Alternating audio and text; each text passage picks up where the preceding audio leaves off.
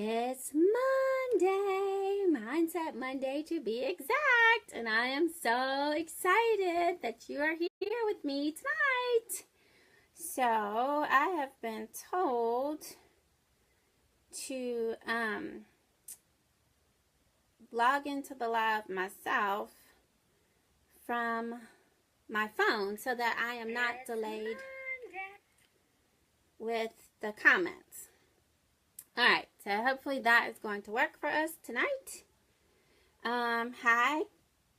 Oh, no. Okay, so I think we've got that.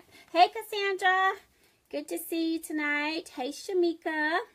So, guys, I am in countdown mode. I am going to be 40 in 3 days, and I am, like, so excited about it. I have just decided that fierce is a mindset, so I'm going to wake up on Thursday, 40 and fierce. Like, I've just decided that. Hey, Jamie, good to see you. So, in the meantime, every Monday this month, I am sharing with you guys 40 things that I have learned over the last 40 years. Like, I'm actually really excited, having a good time with this whole 40s. Like I've been telling people every day.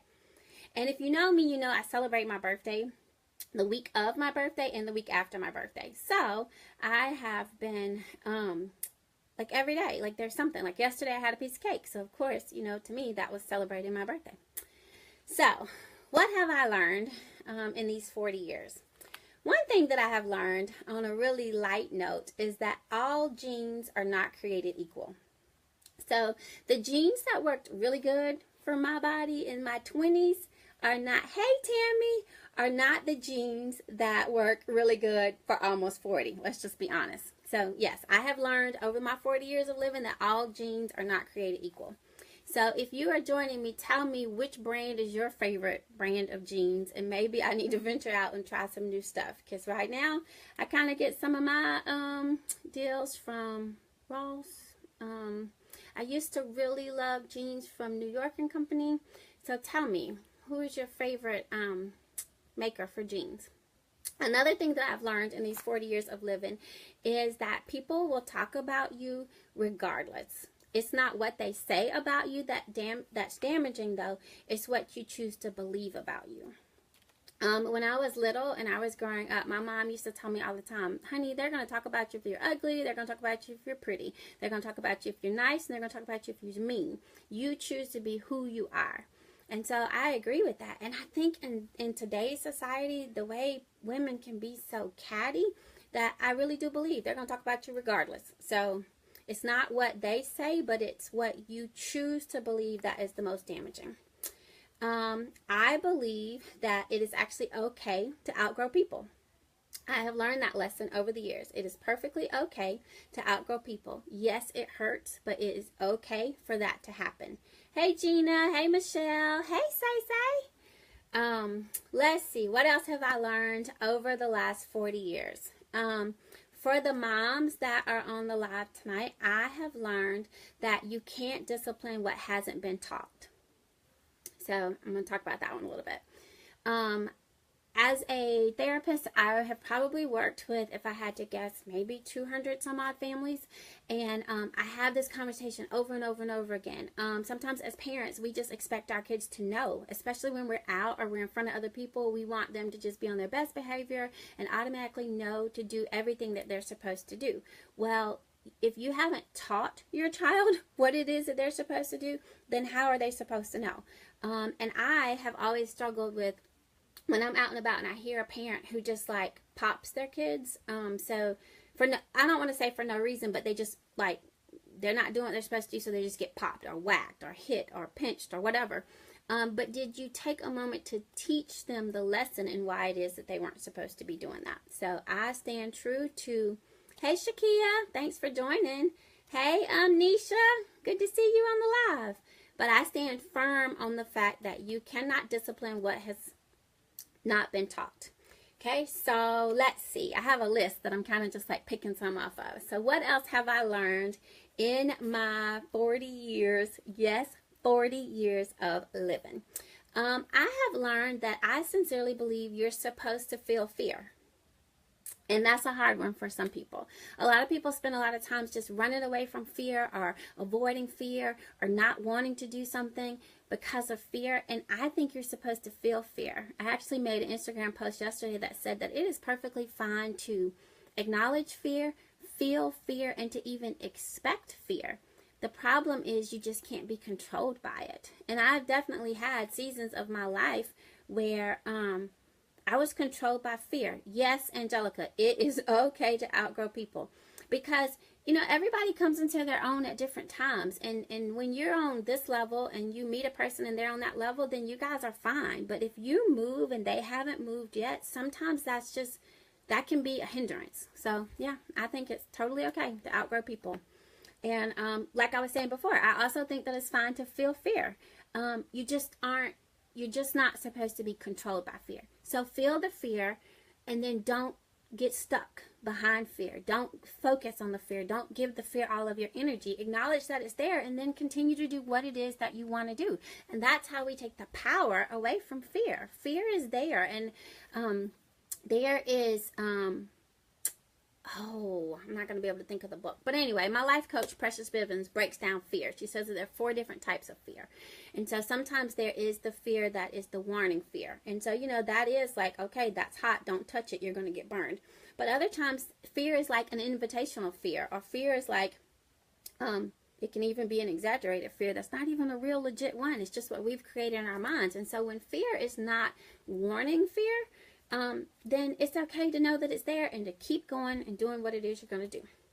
So what else is on my list? Oh, now this is one of mine. So I learned this word a couple years ago, and it is truly one of my favorite words, and that is bounce back ability. So I'm going to say that again, bounce back ability. So I actually learned that word in the Mary Kay world, and if you're in any sort of direct sales or marketing at any level of time, you may have heard it too. But once I researched the word, hey Ivory, happy birthday coming up. Once I researched the word bounce back ability, it actually was a term created by a football coach. But it just talks about that ability to get back up. So every single time setback comes, every single time you fall down, every single time you don't meet the goal, you bounce back from that. And you don't let that be a defining moment. You don't let that stop you. Bounce back ability. So over the last couple of years, now it took me a long time to learn to master that, but I love bounce back ability. That is one of my favorite words. So let's see, what else can I share with you? What else have I learned? Oh, this one is a good one. I have learned that everyone defines success differently. And again, that is okay. So for me, I would say I define success as walking fully in your God-given purpose and living life intentionally. And so that's why the quote, hey Zach, that's why the quote that I picked for tonight was about being intentional. So I'm going to say that one more time. Everyone defines success differently, and that is okay. For me, success is defined as walking fully in your God-given purpose and living your life. Hey Jocelyn, hey Melissa. So when I say walk fully in your God-given purpose and living life intentionally, then that requires a little bit of work on your part, because you have to not only know, hey Lisa, what your God-given purpose is, but then you have to be bold about it. So once you know your purpose, then you have to be bold and willing to walk in it fully, and then living life intentional. So the quote actually said, intentional living means making choices for your life based on your greatest values and not the habits of others. So being intentional is when you are in a place and a head and a mindset space where you are focused on what's your greatest values, right? Never mind what the other person is saying, doing, what their opinion is. Never mind any of that, because when you're living intentionally your best life, then it is about what works for you. So let's see. This was a good one. So something else that I've learned in my 40 years of living is that it is imperative, like that's like a for real serious word, you know, it is imperative to guard your energy just as much as it is to guard your heart. And I really have learned this lesson probably for real, like over the last year. And it's kind of funny because I was just sharing with somebody recently that I was in a situation where one person entered into a room, and that person's energy had the power to change the whole dynamic of the room, and not necessarily in a positive way, but more so in a negative way. And it really just blew my mind that to watch it unfold, like we all were being some way, you know, just kind of like just kind of more quiet, more everybody kind of to themselves because of this one person's energy. And then another time when those same set of people were together and that energy was not in the room, it was a totally different experience. The dynamic was completely changed by the power of one person's energy. So for that reason, I think, hey, Big O, how are you? So I hope you are feeling better, girl. So for that reason, I feel like it is imperative to guard your energy and to be mindful of your energy. What does your energy bring to the room? When you walk into the room, are you an energy giver? Do you bring life and light into the room, or do you suck the energy out of people when you're in the room? So one, you want to be mindful of what energy you bring into the room, but you also want to be mindful of the energy that's around you, because I find I'm an energy giver. Like, my job is to bring life and to bring energy into the room, into the situation. I want to be known as that breath of fresh air, or that smile, or that something positive. You know, I want you to leave me feeling like it was a positive experience. But there are times when I just cannot have a conversation with another person, or I cannot be around another person because their energy drains mine. And if I'm having a low energy day, I can't afford, hey, Mickey, how are you? Girl, I saw your recent photo shoot. Hot mama. But if I'm in a room and I'm already kind of low, I can't afford to have somebody drain my energy. So I have definitely learned over the last 40 years to guard my energy and to be intentional about the energy that I give. And now, does that mean that I'm always happy? No. Does that mean that I've always got it figured out? No. But energy is energy. And the thing about it is it's one of those things that you have a limited amount of, and you can't always get it back. So yes, intentionally guard your energy. So let's see. Let's do two more. So I talked last week a little bit about the fact that, you know, my whole thing is 40 and fierce. I believe that fierce is a mindset, but I also believe that confidence is a mindset. So I don't think confidence is always something that you're necessarily born with, but I definitely think it's something that anybody can learn. It's a skill. It's a trait.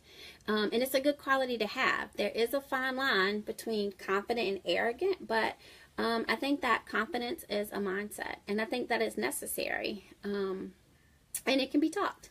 And then let's see, we will do one more. So when I look down my list, okay, so I'll end this last one on a nice note. I believe that laughter is necessary. I do, and I think that even at yourself. Like, I think that when you reach a point in life where you are okay with laughing at yourself, like when you make mistakes, then you've reached a better peacefulness, because you realize that you aren't perfect and that it's okay to make a mistake. And once you can remove yourself from under that need to be perfect umbrella, and this is me speaking from personal life experience, it's so much more freeing, and it's just so much more peace that comes along with just not trying to be perfect, because you're not supposed to be perfect. So I'm going to go back over them really, really quickly because we got some people just joining in. So what are some of the things that I've learned over the last 40 years of life? Well, I have learned that it's imperative to guard your energy as much as you guard your heart, that you can't discipline what's not been taught. That goes for all my parents. Hey, Kristen. Oh, hey, Ashley. I have learned that people will talk about you regardless. It's not what they say about you that's damaging, though. It's what you choose to believe about you. I have learned that all genes are not created equal. Type in the comments if you can agree with that one. I've learned that you're supposed to feel fear. There's nothing wrong with feeling fear, acknowledging fear, or expecting fear. The problem is just when you allow yourself to be controlled by fear.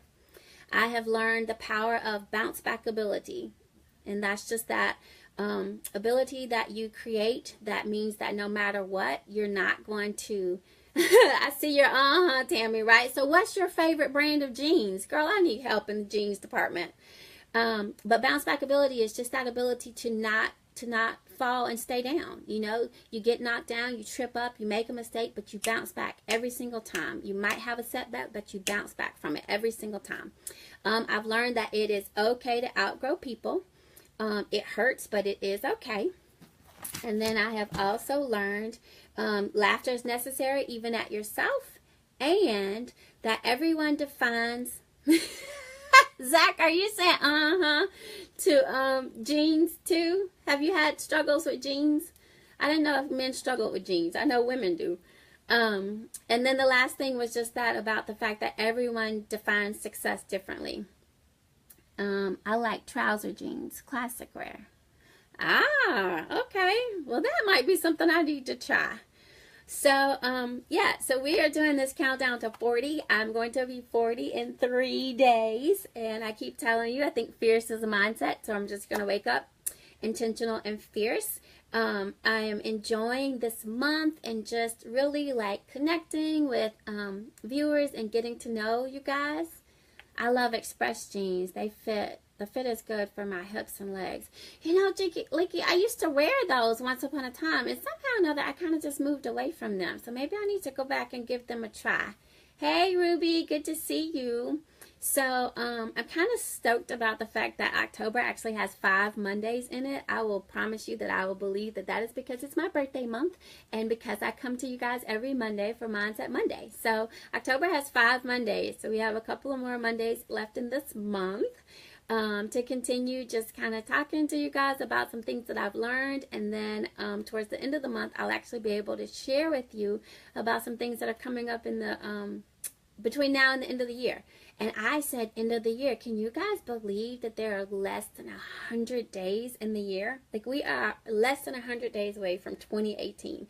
So you know what that means. If you're gonna get it done in 2017, you best get intentional about it. So hope you guys have a good night, and I will see you next Monday.